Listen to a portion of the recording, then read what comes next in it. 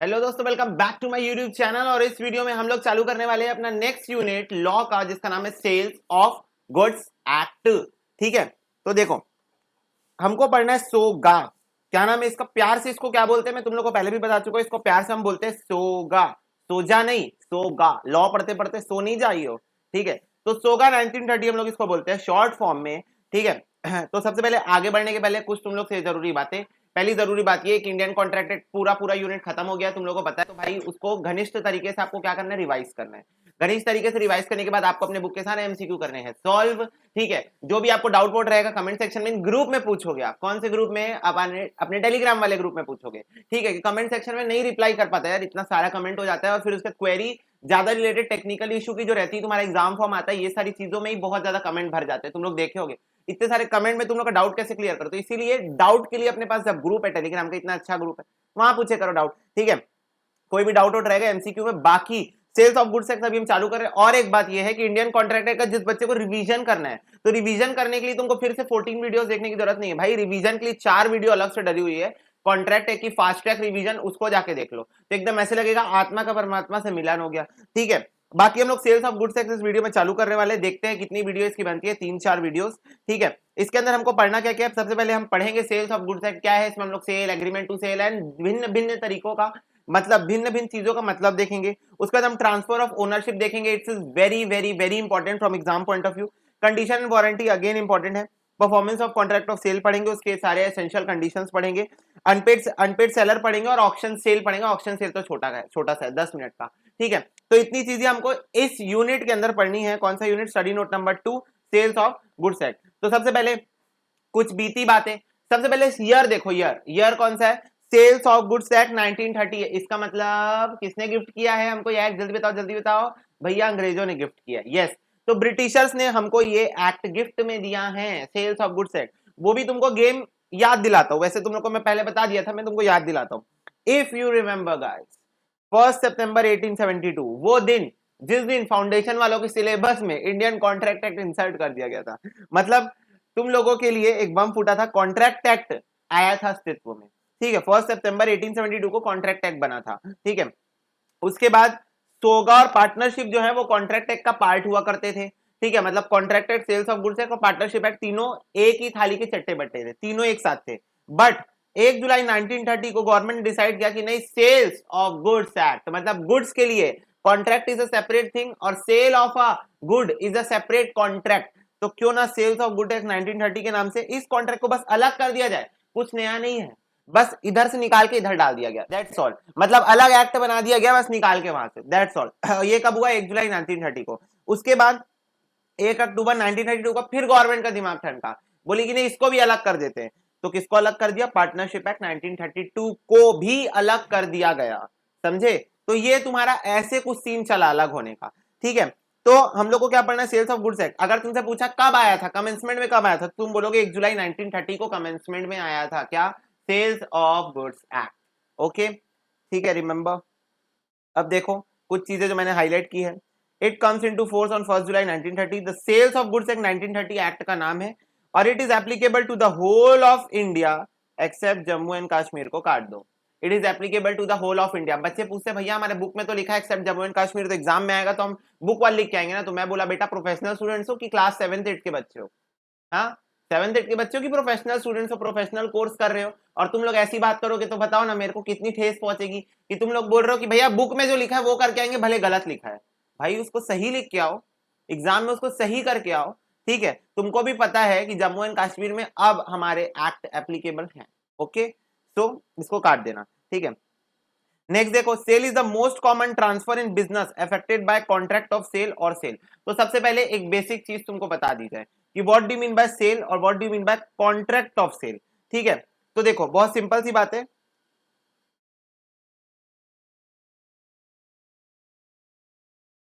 Cell, contract of sale. ठीक है, तो सेल मतलब क्या होता है? तुम दुकान में गए, तुमने डीओ की एक बोतल खरीदी, तुमने पेमेंट किया और तुम आ गए घर वापस, दिस इज अ सेल। क्यों? इमीडिएटली पेमेंट हुई, इमीडिएटली सामान मिला, सेल खत्म। ठीक है, तो दिस इज सेल। सेल मतलब क्या होता है? Transfer of property.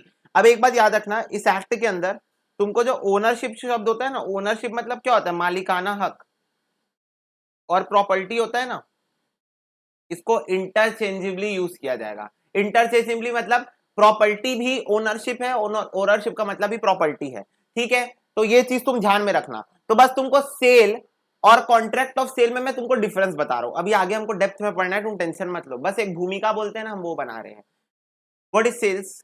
What is sales? Immediately transfer of property of a good, ठीक है, और पेमेंट भी तुरंत मिल जाए, this is cell.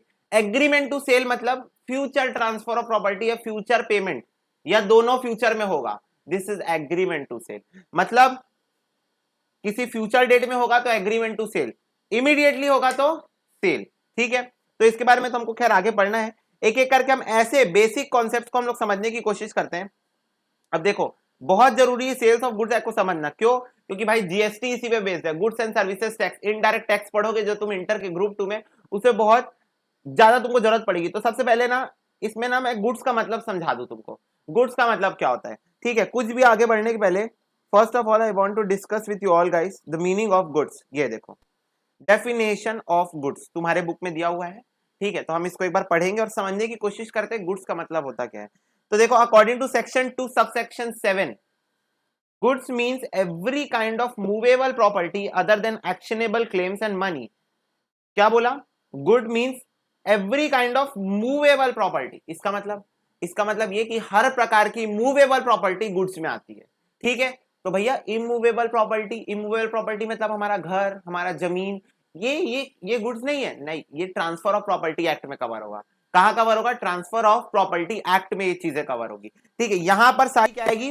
Every kind of movable property.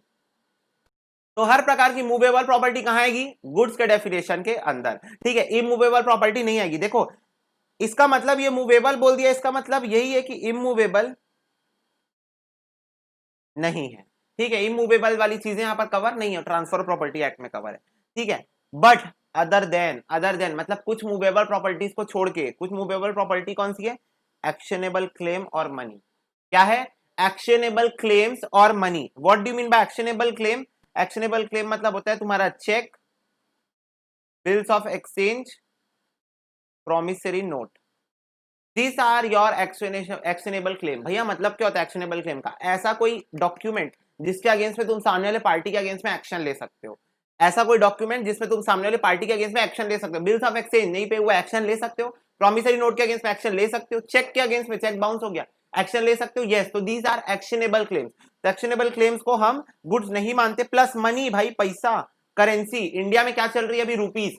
तो रुपीस को हम मनी मानते हैं, और वो जो मनी है, ठीक है, वो गुड्स में इंक्लूड नहीं होता। क्यों नहीं होता? बहुत सिंपल सा लॉजिक है भाई। तुम गुड को एक गुड खरीदोगे, तुम एक कैलकुलेटर खरीदने जाओगे, तुम कैलकुलेटर खरीदोगे, तुम इसके बदले क्या दोगे? मनी दोगे। मनी मतलब रुपीस दोगे। रुपीस क्या? इंडिया की करेंसी दोगे। अब एक बात सोचो, मैं तुमको 200 रुपए का नोट भेजूंगा 500 रुपए, तुम खरीदोगे? 200 रुपए का जो अपना नोट आता है ना, उसको तुमको 500 में बेचूंगा, तुम खरीदोगे? नहीं, दिस इज नॉट पॉसिबल, ठीक है। तो इसीलिए मनी के बदले मनी आएगा। तो भाई जब गुड्स के बदले गुड्स या मनी के बदले मनी आएगा, तो भाई ये कैसे सेल कहां से कहलाती है?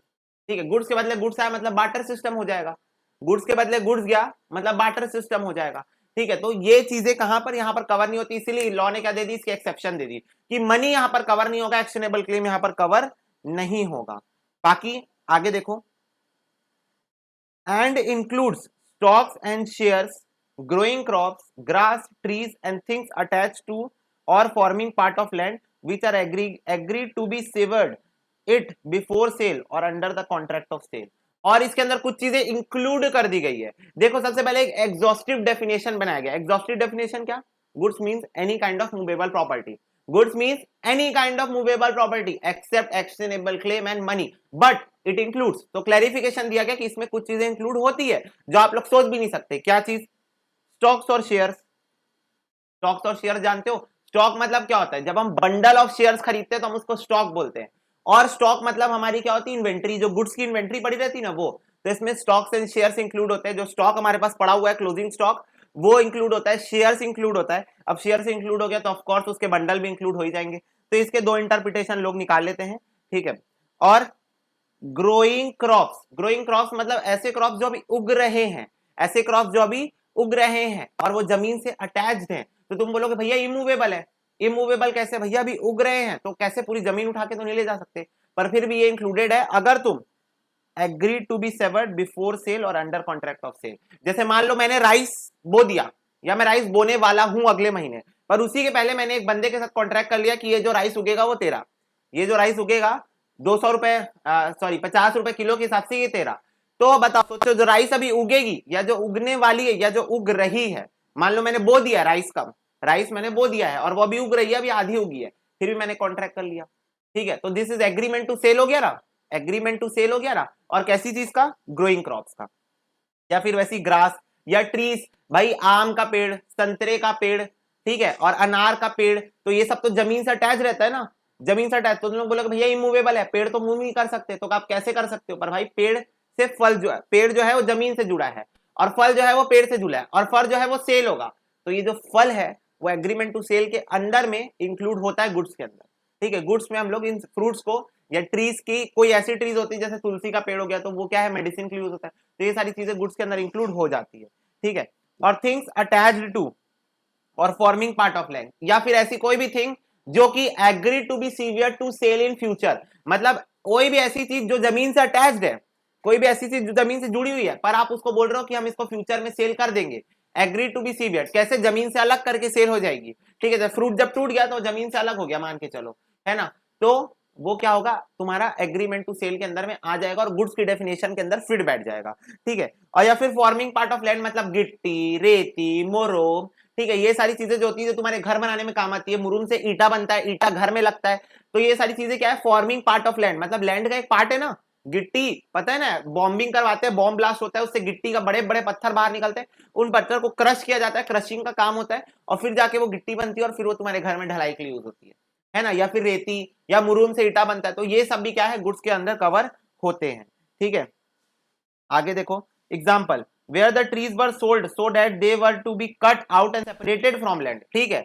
ऐसी चीज जो लैंड से अलग हो जाएगी, नहीं तो फिर इसके अंदर घर भी इंक्लूड हो जाता, क्योंकि घर क्या है, लैंड से कनेक्टेड है, थिंग्स अटैच टू लैंड, मतलब वह घर क्या है, लैंड से, पर घर को हम लैंड से अलग नहीं कर सकते, तो इसलिए गुड्स के अंदर ये नहीं आया। क्यों, क्योंकि घर को हम लैंड से अलग नहीं कर सकते, पर ट्री को अलग कर सकते, तो अलग करने के बाद वो बिक सकता है, ठीक है। एग्री टू बी सीवियर्ड, इसीलिए ये वाला वर्ड इंपॉर्टेंट है, एग्री टू बी सीवियर्ड, मतलब अलग करेंगे लैंड से फिर बेचेंगे, ठीक है। And take away by the buyer the contract for sale of tree as a movable goods, ठीक है। समझ में आ गई बात। तो agree to be severed is a main point. अब ये देखो यहाँ पर मैंने ये फ्लो चार्ट बनाया तुम लोग के लिए, इसको तुम लोगों को बनाना है एज इट इज, ठीक है। तो सबसे पहले क्या है, गुड्स, गुड्स का मतलब देखो और इंक्लूड्स देखो, मतलब एग्जॉस्टिव डेफिनेशन, एग्जॉस्टिव डेफिनेशन मतलब इतना तो होता ही है, ठीक है, इसके अंदर में ही रहेगा, गुड्स जो है इस ब्रैकेट के अंदर ही रहेगा। तो किसके अंदर रहेगा, any kind of movable property. तो भैया भैया आप भी तो मूव कर रहे हो, ये देखो, तो क्या आप गुड्स हो, नहीं, मैं गुड्स नहीं हूं। क्यों मैं गुड्स नहीं हूं, बहुत सिंपल सा रीजन तुमको बता रहा हूं क्यों मैं गुड्स नहीं हूं। क्योंकि भाई लॉ जो तुम लोगों का जनरल क्लॉजेज एक्ट है, जनरल क्लॉजेज एक्ट के अंदर में लिखा है कि जिस इंसान के लिए लॉ बना रहे हो वो इंसान लॉ में कवर नहीं होता, मतलब वो इंसान लॉ की मीनिंग, मतलब गुड्स में यहां पर मैं कवर नहीं होता। क्यों, क्योंकि मेरे लिए लॉ बन रहा है, मेरे लिए लॉ बन रहा है, तो मैं कवर यहां पर नहीं होऊंगा। ये तुम्हारा कहां पर लिखा हुआ है, पर्सन की डेफिनेशन में अंडर, अगर general clauses act, general clauses act के पर्सन की डेफिनेशन में चीज लिखी हुई है, तो मेरे लिए जब लॉ बनाया गया तो मैं उसकी गुड्स की डेफिनेशन में कवर नहीं होऊंगा, ठीक है। अदर देन एक्शनेबल क्लेम्स और मनी, ठीक है। मनी में तुम ये देखो यहां लिख लेना चेक, बिल्स ऑफ एक्सचेंज और प्रोमिसरी नोट, और यहां मनी में लिख लेना करेंसी। अब मेरे को एक डाउट आया है, मेरे को जोर से एक डाउट आया है, एकदम जोर से आइए डाउट, ठीक है। तो वो डाउट मुझे क्लियर करना है। भैया बताइए क्या डाउट है आपका, हम क्लियर करेंगे। बहुत सिंपल सा डाउट है भाई, जो तुम लोगों का सिक्का आता था पहले याद है, 1 रुपए का सिक्का आता है, 5 रुपए का सिक्का आता है, ये ना पुराने जमाने में भी आते थे। 1 रुपए 5 रुपए का भी तुमको पुराना वाला सिक्का, 90s वाला सिक्का भी मिलेगा, और वो भी चल रहा है, वो भी अभी चल रहा है, और 90s वाले सिक्के तुमको मिल जाएंगे, ठीक है। तो ये जो सिक्के आते थे इसके साथ ना 25 पैसे का, 50 पैसे का सिक्का भी आता था। तो मेरे को क्या एक बात बताओ, 1 और 5 रुपए का सिक्का तो अभी भी जिंदा है, अभी भी वो पुराना वाला जो बना था वो अभी भी चल रहा है, लेकिन क्या ये 25 पैसे और 50 पैसे का सिक्का अभी चल रहा है मार्केट में, नहीं चल रहा है। तो क्या ये मनी के अंदर कंसिडर होगा क्या, मेरे को एक बात बताओ, क्या 25 और 50 पैसे का सिक्का मनी के अंदर कंसिडर होगा, नहीं होगा। क्यों नहीं होगा, बहुत सिंपल सा लॉजिक है, क्योंकि ये सिक्के बंद हो गए हैं। मनी के अंदर वही चीज आएगी जो अभी चलन में है, मनी के अंदर वही चीज आएगी। तो भैया वो जो 1000 रुपए का नोट और 500 रुपए का नोट जो मोदी जी ने डिमोनेटाइज कर दिया था, क्या वो नोट भी मनी के अंदर इंक्लूड नहीं होगा? मैंने बोला बिल्कुल नहीं होगा। क्यों नहीं होगा? क्योंकि अभी वो चलन में नहीं है, वो करेंसी अब बंद हो गई इंडिया में, वो करेंसी अब इंडिया में बंद हो गई, तो इसीलिए वो करेंसी यहां पर इंक्लूड नहीं होगी। क्यों? क्योंकि ये करेंसी अब सिंपल सी बात है, आगे चल के 50-100 साल बाद एंटीक बन जाएगी। क्या बन जाएगी? एंटीक। जैसे 25-50 रुपए पैसे का जो सिक्का है वो तो एंटीक बन चुका है, ये 25 और 50 पैसे का एकदम पुराने 80s 90s के टाइम का जो सिक्का मिलता है वो तो बन चुका है एंटीक। लेकिन ये जो 1000 और 500 के नोट है वो भी एंटीक नहीं बने, वो भी जलाने में यूज होते हैं। पर फ्यूचर में अगर किसी बंदे के पास ये रहा 100-200 साल बाद तो वो एंटीक जरूर बन जाएगा कि नहीं भाई डिमोनेटाइज हुआ था। ठीक है, तो इसीलिए चलन में है जो करेंसी वो वाली करेंसी यहाँ पर इंक्लूड होती है। ठीक है, ये चीज ध्यान में रखना। वही मनी, वही करेंसी जो अभी चल रही है वही, जैसे पिंक पिंक नोट 2000 वाला वो मनी अंदर आएगा।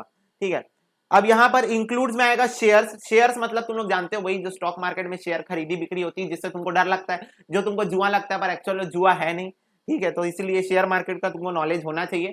खैर छोड़ो, इसके बारे में बाद में चर्चा करेंगे। स्टॉक, स्टॉक के अंदर दो भी चीज आ जाएंगी, इन्वेंट्री स्टॉक और बंडल ऑफ शेयर्स, दोनों भी चीज यहां कवर हो जाएगी। ठीक है, अब जैसे घोड़ा है तो घोड़ा कौन है? लाइफ स्टॉक है, तो वो यहां कवर होगा। घोड़ा कौन है? लाइफ स्टॉक है। ठीक है, तो यहां पर कवर होगा। एंट्री पास करते हो ना, लाइफ स्टॉक अकाउंट डेबिट। ठीक है, तो वो चीज। ग्रोइंग क्रॉप्स आ जाएगा इसके अंदर, ग्रास आ जाएगी, घास जो उग रही है। और थिंग्स अटैच टू और फॉर्मिंग पार्ट ऑफ लैंड, जिसमें थिंग्स अटैच में पेड़ वेड़ आ जाएगा, और फॉर्मिंग पार्ट ऑफ लैंड में वही रेती गिट्टी मुरुम ये सब आ जाएगा। ठीक है, agree to be severed before sale, बहुत जरूरी, एग्री टू बी सीवियर्ड। ठीक है, तो इतनी चीज तुम लोग फटाफट से बना लो अपनी कॉपी में। ये देखो, इसको तुम लोग बना लो।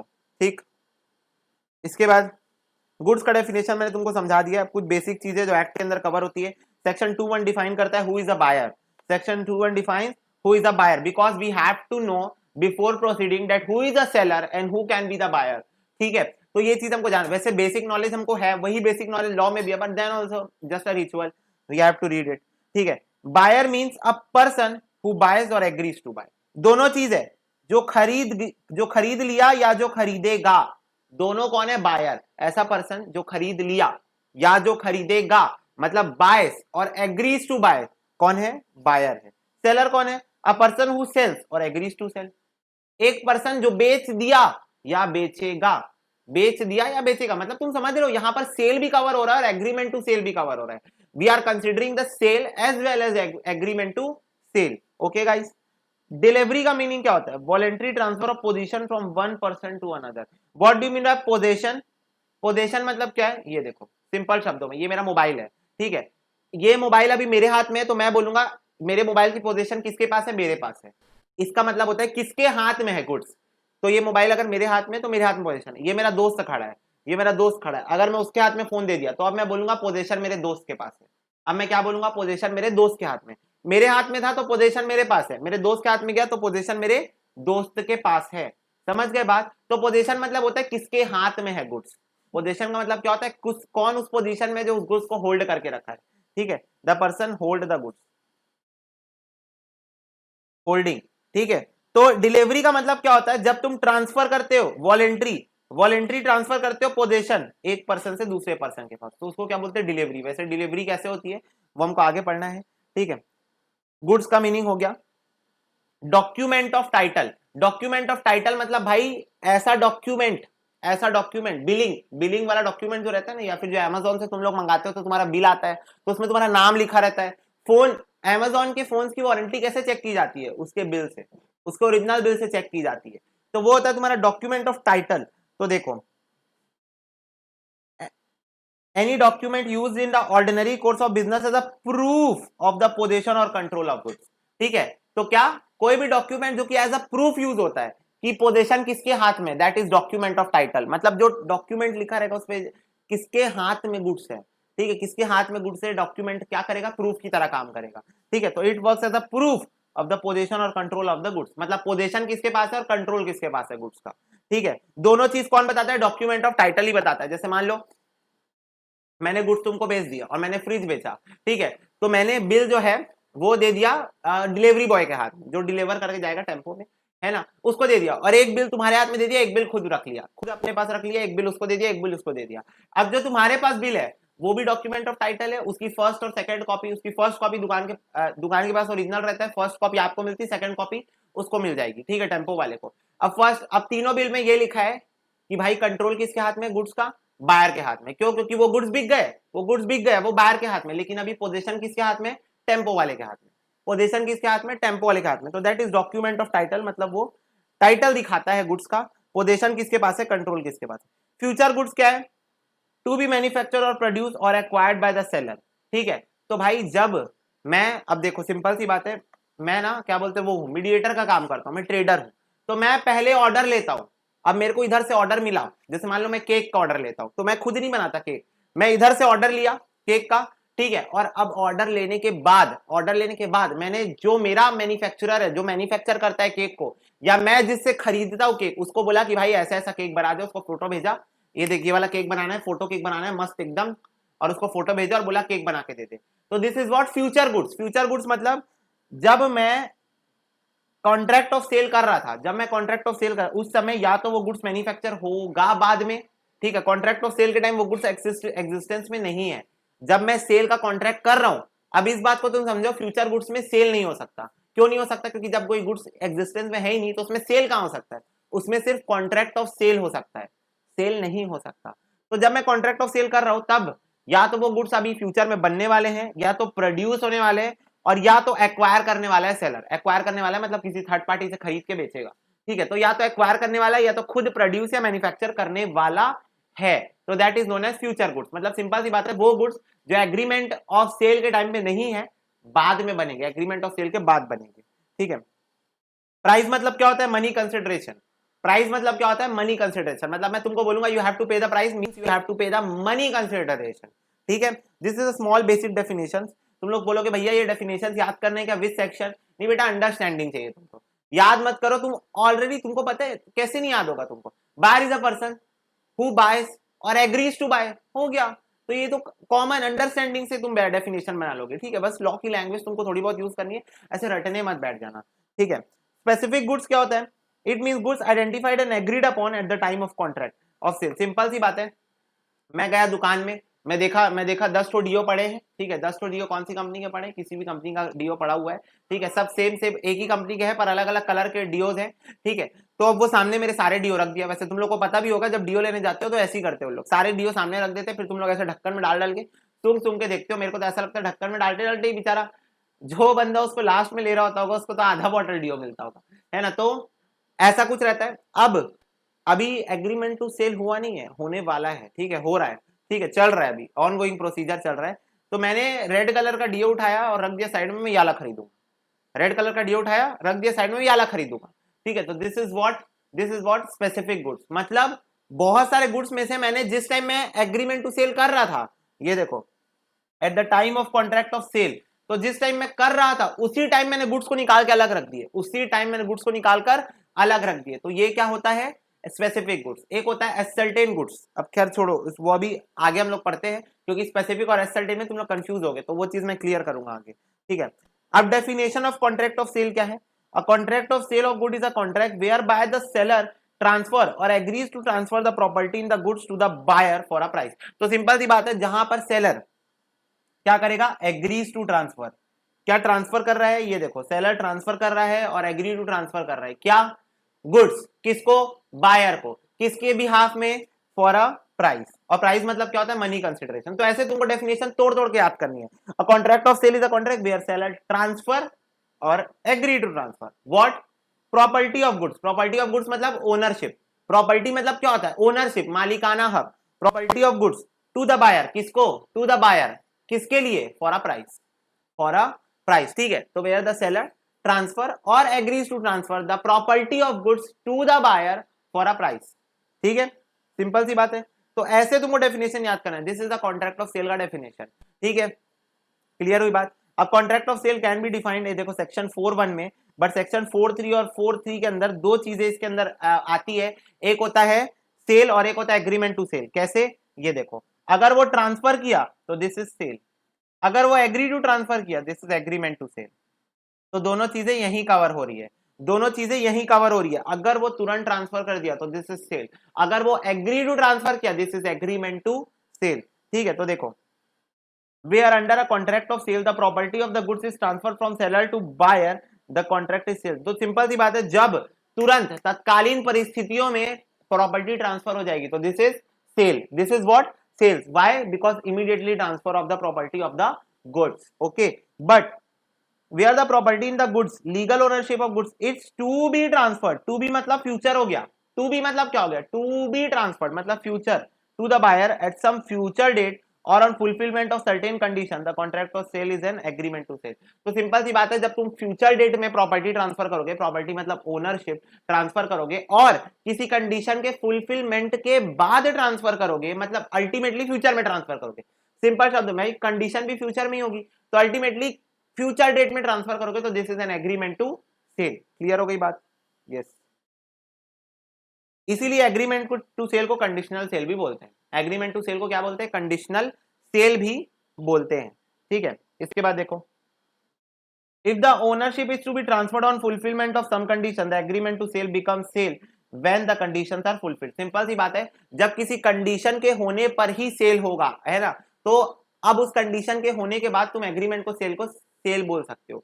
एग्रीमेंट टू सेल जो पहले था, ऑफ कोर्स सी बात है यार, जो पहले एग्रीमेंट टू सेल था, प्रॉपर्टी ट्रांसफर होने के बाद सेल हो जाएगा, प्रॉपर्टी ट्रांसफर होने के बाद सिंपली सेल हो जाएगा। ठीक है, उस पर कोई दो राय है नहीं। ठीक है, in sale both ownership and possession has to be transferred. और सिंपल सी बात है, ओनरशिप और पोजीशन दोनों ट्रांसफर करना पड़ता है in case of sale. In case of sale मतलब देखो सिंपल सी बात है, मैंने डीओ की बोतल ली तो एक बात बताओ, पैसा दे दिया डीओ की बोतल, वो बोला अब आपकी हो गई, पर डीओ बोतल दुकान में छोड़ के आओगे क्या, कि लेके आओगे अपने साथ? पोजीशन ले लोगे ना डीओ की बोतल का, डीओ की बोतल का पोजीशन अपने पास ले लोगे ना, तो पोजीशन ओनरशिप दोनों ट्रांसफर होनी चाहिए। किस केस में?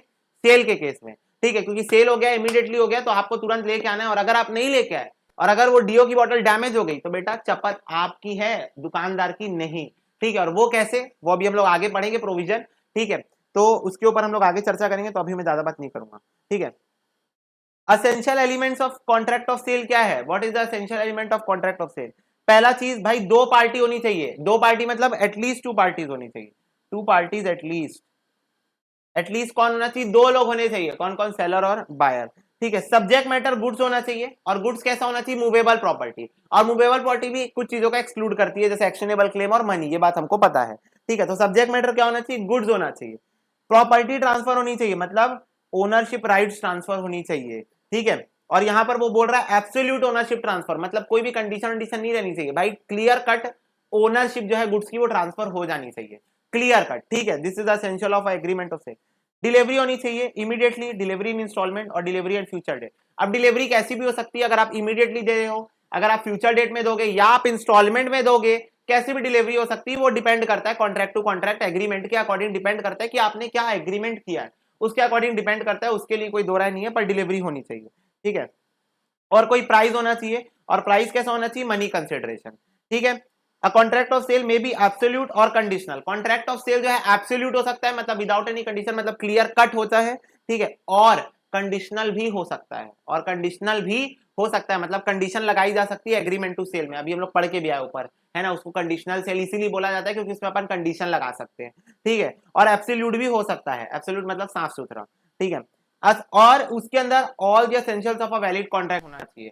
All the essentials of a valid contract कहां डिफाइंड है? Under section 10 of Indian contract act. ठीक है, तो वो सारी चीजें यहां पर होनी चाहिए। Essentials of a valid contract तुमको ऑलरेडी पता है। ठीक है, तो वो सारी चीजें यहां पर भी कवर होनी चाहिए। तो these are the essentials of a contract of sale. फिर से एक बार, सबसे पहले टू पार्टी होनी चाहिए, टू पार्टी बायर और सेलर, और फिर उससे ज्यादा भी हो सकती है। फिर सब्जेक्ट मैटर क्या होना चाहिए? Subject matter should be goods और it should be movable property. ठीक है, ट्रांसफर ऑफ प्रॉपर्टी मतलब ट्रांसफर ऑफ ओनरशिप होनी चाहिए और साफ सुथरी एब्सोल्यूट ओनरशिप ट्रांसफर होनी चाहिए। डिलीवरी होनी चाहिए, डिलीवरी कैसे हो सकती है? तुरंत हो सकती है, इंस्टॉलमेंट में हो सकती है, और कभी फ्यूचर डेट में हो सकती है। और प्राइस, प्राइस मतलब मनी कंसिडरेशन होना चाहिए। प्लस तुम्हारा जो कॉन्ट्रैक्ट ऑफ सेल है वो एब्सोल्यूट और कंडीशनल दोनों भी हो सकता है, एब्सोल्यूट भी हो सकता है, कंडीशनल भी हो सकता है। और all the essentials of a valid contract should be covered under this। ठीक है, ठीक है, वैलिड कॉन्ट्रैक्ट बनाने के लिए all the essentials of a valid contract should be covered। ठीक है, अब हमको डिफरेंस बिटवीन देखना है सेल और एग्रीमेंट टू सेल के बीच में। ठीक है, सेल और एग्रीमेंट टू सेल। तो देखो, in case of sale the property transfer from seller to buyer immediately. Sale के समय में क्या होता है, प्रॉपर्टी इमीडिएटली ट्रांसफर हो जाती है। सेल के समय क्या होता है, प्रॉपर्टी इमीडिएटली सामने वाली पार्टी को क्या हो जाती है, ट्रांसफर हो जाती है। ठीक है, the ownership of the goods is to be transferred at buyer in some future date. Agreement to sale में क्या होगा, फ्यूचर डेट में ट्रांसफर होगी। It is an executed contract. Executed contract मतलब हो गया, एग्जीक्यूटेड कॉन्ट्रैक्ट मतलब हो गया, ठीक है, और एग्जीक्यूटरी कॉन्ट्रैक्ट मतलब होगा। एग्जीक्यूटरी कॉन्ट्रैक्ट मतलब होगा, तो एग्रीमेंट टू सेल अभी होगा फ्यूचर डेट में, तो this is executory, this is executed. ठीक है, इट क्रिएटेड राइट्स इन रीम और इट क्रिएट्स राइट इन पर्सोने। तो ये काहे का राइट क्रिएट करता है, right against a thing, against thing, और ये राइट्स अगेंस्ट पर्सन क्रिएट करता है, अगेंस्ट पर्सन। सिंपल सी बात है भाई, अगर सेल हो गया तो तुम्हारा राइट किसके अगेंस्ट में है, गुड्स के अगेंस्ट में, राइट्स अगेंस्ट अ थिंग। मतलब राइट इन रीम मतलब होता है राइट्स अगेंस्ट अ थिंग, मतलब तुम्हारा किसी गुड के अगेंस्ट में राइट हो गया क्योंकि सेल हो गया। पर अगर एग्रीमेंट टू सेल है मतलब तुम्हारा उस पर्सन के अगेंस्ट में राइट है। मतलब अगर कुछ भी ब्रीच हुआ कॉन्ट्रैक्ट का या कुछ भी हुआ तो तुम उस पर्सन को सू कर सकते हो क्योंकि गुड्स तो अभी ट्रांसफर हुए नहीं है, गुड्स तो अभी ट्रांसफर हुए नहीं है, तो अभी थिंग्स के अगेंस्ट में राइट नहीं है, अभी पर्सन के अगेंस्ट में तुम्हारा क्या है, राइट है।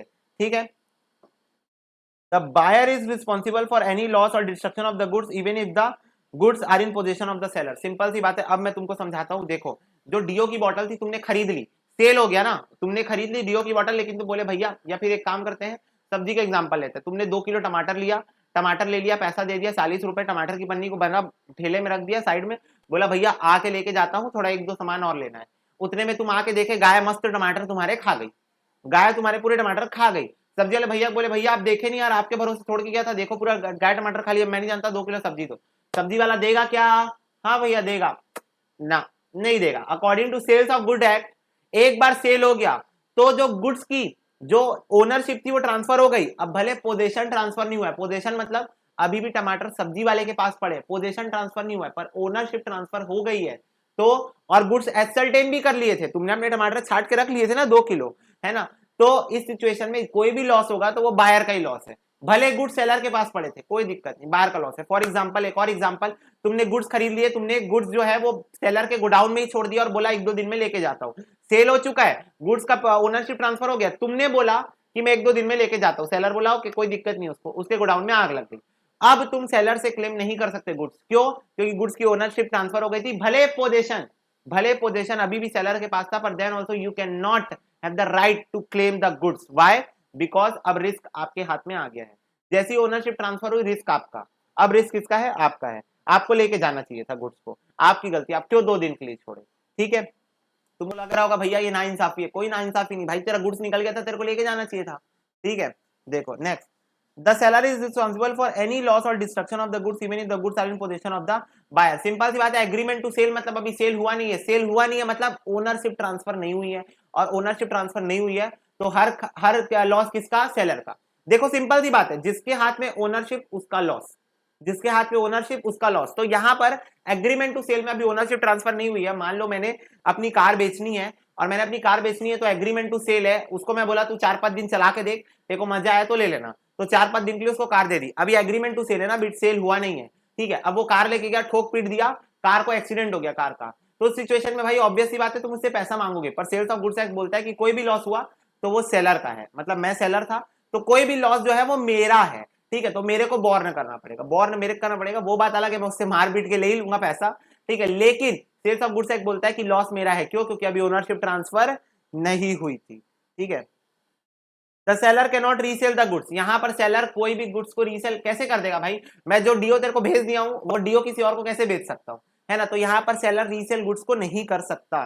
अब in this case if the subsequent buyer take in good faith and for consideration he gets a good title, the original buyer may only sue the seller for the damages. Simple सी बात है, यहां पर in this case subsequent buyer मतलब जो next buyer आएगा, मतलब देखो पहले एक्स और वाई के बीच में हो गया ना एग्रीमेंट टू सेल, पर एक जेड आ गया। ठीक है, जेड कौन है, सब्सिक्वेंट बायर है, जेड कौन है, सब्सिक्वेंट बायर है। ठीक है, takes in good faith, simple सी बात है, अगर यहां पर एक्स जो है वो रीसेल कर रहा है, एक्स क्या कर रहा है, रीसेल कर रहा है। ठीक है, रीसेल क्या कर रहा है, गुड्स को, अपने जो गुड्स वो वाई को बेचने वाला था वो जेड को बेच रहा है, हो सकता है ज्यादा पैसा मिल रहा हो सकता है वाई जो आनाकानी कर रहा हो, कुछ भी रीजन हो सकता है, तो वो रीसेल कर रहा है जेड को। और अगर जेड गुड फेथ में, मतलब उसको इस बारे में कुछ नहीं पता था कि एक्स और वाई के बीच में एग्रीमेंट टू सेल हुआ है, उनके बीच में लड़ाई झगड़ा चल रहा है, इसी वजह से वो मेरे को बेच रहा है, उसको मैं ज्यादा प्राइस दे रहा हूँ इस वजह से मेरे को बेच रहा है, उसको ये सब कुछ भी नहीं पता था, ठीक है। और उसने जेड को रीसेल कर दिया, तो जेड अगर गुड फेथ में खरीद रहा है, he gets a good title. Simple सी बात है, अगर वो गुड फेथ में खरीद रहा है तो उसको सही टाइटल मिल जाएगा, जेड जो है वो हेल्ड लायबल नहीं होगा, जेड को गुड सही सलामत मतलब जैसा का तैसा जेड को क्या है मिल जाएगा गुड्स, ठीक है, कोई दिक्कत की बात यहाँ पर नहीं। और द ओरिजिनल बायर में ओनली सू द डैमेजेस, और सिंपल सी बात है जैसे ही वाई को पता चलेगा कि अरे यार एक्स ने गुड्स तो बेच दिए जेड को, तो वो अब जेड को नहीं पकड़ सकता, वो एक्स को पकड़ेगा और डैमेजेस क्लेम करेगा। डैमेजेस क्लेम करेगा मतलब भाई हो सकता है उसने किसी दूसरे पार्टी के साथ कॉन्ट्रैक्ट करके रखा हो कि एक्स से खरीद के तेरे को बेच दूंगा, और फिर वो बंदा उसको भर रहा हो या उससे पैसे की डिमांड कर रहा हो, तो अब ये एक्स से क्या करेगा, डैमेजेस क्लेम कर लेगा, क्योंकि एक्स ने क्या कर दिया, एग्रीमेंट टू सेल में था वो वाई के साथ, पर देन ऑल्सो उसने गुड जेड को बेच दिया, देन ऑल्सो उसने गुड जेड को बेच दिए, ठीक है। तो ये सिचुएशन हो गई। Next, if goods are destroyed the loss will be borne by the buyer even though they may be in the position of the seller.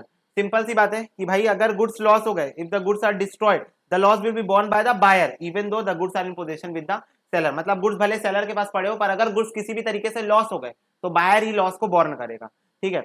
The loss will be borne by seller even though the goods are in position with the buyer, वही बात बोल रहा है कि अगर goods भले buyer के पास भी पड़े तो भी सेलर ही बोर्न करेगा, क्यों, क्योंकि अभी ओनरशिप ट्रांसफर नहीं हुई है, ठीक है।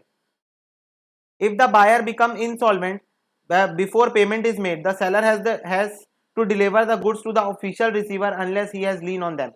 सिंपल सी बात है, अगर बायर जो है वो इंसॉल्वेंट हो गया, बायर जो है वो इंसॉल्वेंट हो गया, तो यहां पर सेलर की एक जिम्मेदारी है, क्या जिम्मेदारी है कि अगर उसको पैसा मिल गया है, अगर उसको पैसा पहले से मिल गया क्योंकि सेल हुआ है तो हो सकता है पैसा मिल गया हो, तो वो उसके ऑफिशियल रिसीवर को, ऑफिशियल रिसीवर कौन हो सकता है, कोर्ट हो सकती है, इंसॉल्वेंसी के केस में कोर्ट जो है वो पूरी प्रॉपर्टी अपने नाम कर देती है डेट वेट क्लियर करने के लिए, जो भी उसका ऑफिशियल रिसीवर उसको जाके गुड्स डिलीवर कर देगा, अगर राइट ऑफ लीन एक्सरसाइज नहीं हुआ है तो। राइट ऑफ लीन क्या होता है, गुड्स जब्ती कर लेना, और गुड्स जब्ती कब होगी, जब वो पैसा नहीं दिया होगा, तो वही सिचुएशन है, अगर पैसा दे दिया है तो ऑफिशियल रिसीवर को जाके दे दो, अगर पैसा दे दिया है तो, और अगर पैसा नहीं दिया है तो फिर रोक के रख लो गुड्स अपने पास, ठीक है। तो इसीलिए लिखा है unless he has lean on them, ठीक है। तो अगर उसने गुड को जब्त करके, लीन मतलब क्या होता है, जब्त करके रख लेना गुड्स को, और वो जब्त कब करेगा, जब वो पैसा नहीं दिया रहेगा, कौन, बायर। अगर बायर पैसा नहीं दिया है तो जब्त करके रखेगा, अगर बायर पैसा दे दिया है तो बायर के ऑफिशियल रिसीवर को जाके आपको गुड्स थमा देने हैं, ठीक है। Seller may refuse to deliver the goods to the official receiver, यहां पर जो है सेलर रिफ्यूज कर सकता है ऑफिशियल रिसीवर को गुड्स डिलीवर करने से, क्यों, क्योंकि हो सकता है एग्रीमेंट टू सेल है, पैसा वैसा ना मिला हो, ठीक है। If the seller become insolvent after payment of price, the buyer can claim the goods from the official receiver. Simple सी बात है, अगर सेलर इंसॉल्वेंट हो गया आफ्टर पेमेंट, मतलब बायर आया, पैसा दिया और बोला गुड्स लेके जा रहा हूं थोड़ी देर में, और उतनी ही देर में सेलर जो है वो इंसॉल्वेंट हो गया, तो सिंपल सी बात है सेलर का जो ऑफिशियल असाइनी होगा, ठीक है, उससे जाके बायर गुड्स क्लेम कर सकता है कि भाई मैं पैसा दे दिया था, मेरे को गुड्स चाहिए, मैं पैसा दे दिया था, बायर बोल रहा है मैं पैसा दे दिया था, मेरे को गुड्स चाहिए, मेरे को गुड्स चाहिए मतलब मंजे मतलब तुरंत, ठीक है। The buyer can not claim the goods, he can only claim retainable dividend for the amount paid by him. Simple सी बात है, यहां पर बायर जो है वो क्लेम नहीं कर सकता गुड्स को अगर सेलर इंसॉल्वेंट हो गया तो, लेकिन वो जो अमाउंट उसने पे करके रखा था या उसका जो लॉस हुआ है वो क्लेम कर सकता है, ठीक है, जो अमाउंट उसने पे करके रखा था। Sales tax, sale is liable for sales tax, और agreement to sale is not liable for sales tax, it is liable for sales tax when it is ripen in the sale. तो simple सी बात है, तुम कोई भी cell करोगे तो तुमको इसमें सेल्स टैक्स लगेगा, तो भाई sale is liable for sale tax, पर एग्रीमेंट टू सेल तो अभी सिर्फ एग्रीमेंट हुआ है, जब सेल होगा तो उस पर भी टैक्स लगेगा, जब सेल होगा तो उस पर भी टैक्स लग जाएगा, पर द पॉइंट इज तुम्हारी बुक पुरानी है, सेल्स टैक्स नहीं, अब यहाँ पर जीएसटी आ जाएगा, सेल्स टैक्स नहीं, अब यहाँ पर क्या आ जाएगा, GST, goods and services tax, ठीक है, जीएसटी लगेगा, मतलब अगर सेल हुआ तो जीएसटी लगेगा, और एग्रीमेंट टू सेल जब सेल बनेगा तो उसमें जीएसटी लगेगा, ठीक है, समझ में आ गई बात। तो इतना पोर्शन आज हमने पढ़ा, एक बार फटाफट से रिवाइज करेंगे, और उसके बाद देखो रिवीजन करना बहुत जरूरी है, ठीक है, तो तुरंत हम लोग एक बार रिवाइज करते हैं, ठीक है, और फिर उसके क्या क्या हमने पढ़ा देखते हैं, फिर उसके हम लोग कंटिन्यू करेंगे नेक्स्ट वीडियो में। सबसे पहले हमने देखा 1 सितंबर 1872 को जो इंडियन कॉन्ट्रैक्ट एक्ट आया था, उसी के 2 बच्चे थे, सेल्स ऑफ गुड्स एक्ट और पार्टनरशिप एक्ट, लेकिन वो बच्चे अलग हो गए, 1 जुलाई 1930 को सेल्स ऑफ गुड्स एक्ट अलग हो गया, और 1 अक्टूबर 1932 को पार्टनरशिप एक्ट अलग हो गया। Sales of goods act is applicable to the whole of India, ठीक है। सेल मतलब क्या होता है, immediately transfer, agreement to sale का मतलब क्या होता है, फ्यूचर ट्रांसफर, ठीक है। बायर सेलर डिलीवरी का मतलब हमने समझा, गुड्स का मतलब इज वेरी इंपॉर्टेंट, तो गुड्स का मतलब क्या होता है एक बार बता दो, गुड्स मतलब होता है any kind of movable property except actionable claims और मनी। मनी के अंदर वो मनी जो अभी चलन में है, ना कि वो मनी जो कि डिमोनेटाइज हो गई, ठीक है। और इसके अंदर क्या क्या इंक्लूड होता है, stock, share, growing crop, grass और anything which is attach to the earth and forming part of the land. Forming part of the land के अंदर क्या आएगा तुम्हारा, रेती, गिट्टी, मुरूम, ये सब आएगा।